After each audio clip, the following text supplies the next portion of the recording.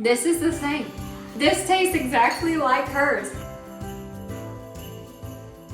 Hello and welcome to my keto kitchen. I'm Victoria. Today I am going to show you how to make a homemade dressing. Okay, this dressing is actually my great-grandmother's dressing, and some of the previous videos on my channel were preparing us for this because the cornbread recipe and the cream of chicken soup recipe, we need those two things for the dressing recipe. This is definitely hands down the best dressing that I've ever had. However, that is in my great-grandmother's non-keto recipe. So I will tell you if this is as good as her non-keto recipe because we're going to make this dressing, of course, completely keto. So let's get started. The first thing that we need is a whole chicken. Now, I hope my bowl right here can handle all of the things that are going to have to go into it. But first we need one whole chicken peeled. So I got a large rotisserie chicken and I just peeled it. Next, we need half of a cup of chopped onions, and we need 1 cup of celery chopped up. We need 1 green bell pepper chopped up, and I'm going to do 1 stick of melted butter on top of all of this. Next, this is a lot of ingredients. Next, this is 7 boiled eggs smashed with a fork. And if you remember, this is my cornbread that we made. And I actually have to turn it into like a cornbread breadcrumb. Okay, so now I am going to break this up the best that I can. Okay, we have the cornbread broken up.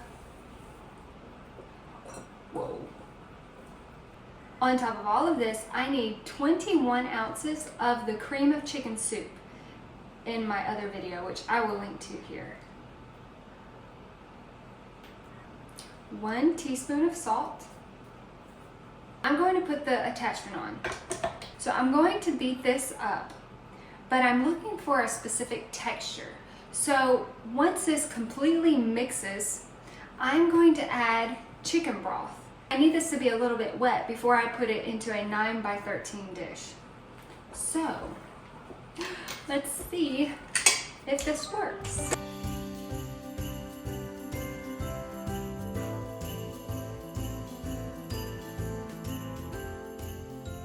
Now, my great-grandmother, she did this just by looking at it, so she didn't actually have the exact measurement. So I'm going to do half of a cup as it's mixing, and then I'll see if that looks like the texture that we want.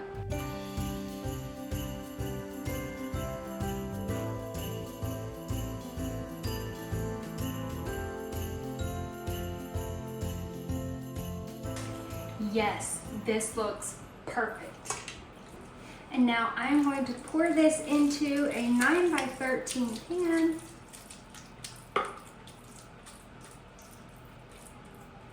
I'm going to spread this around. Let me show you what it looks like. Okay, and this is what the dressing looks like before it's cooked. Okay, this is what we have. My oven is at 350 degrees. Now she says between 45 minutes and an hour.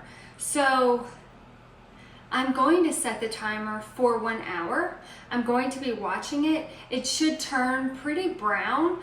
If I remember right, hers was very brown around the edges. So we'll just see what it looks like between 45 minutes and an hour. And then even if it hasn't, if I don't feel like it is cooked fully at an hour, I'll let it keep going. But I'll tell you exactly how long it took in the oven when I come back. So see you in a minute. Okay, it has fully cooked. This cooked for 1 hour, and I have let it set out long enough that I could touch the sides, and it's not so hot that it's going to burn me. Now I cannot wait to try this, and I have to compare this to my great-grandmother's recipe. That's rough, but let's see what happens. Okay, the texture is looking the same. Okay, let's see. Of course, there's so much chicken. It's still really, really hot. Oh my. Yeah, this is the same. Oh my goodness. Okay, calm down. We do this again. Hold on. No. This is the same. This tastes exactly like hers. This is amazing. If you had put this in front of me and told me it was my great grandmother's dressing and I ate it, I would not know. I would not have thought one thing different. I wish I could put this through the phone and say, hey, if you want someone to say that's the best dressing they've ever had this Christmas, this is your recipe. It is absolutely fantastic.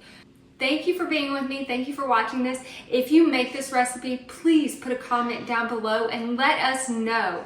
If you're not subscribed, please subscribe. I post every Tuesday and Friday, and you have a blessed day.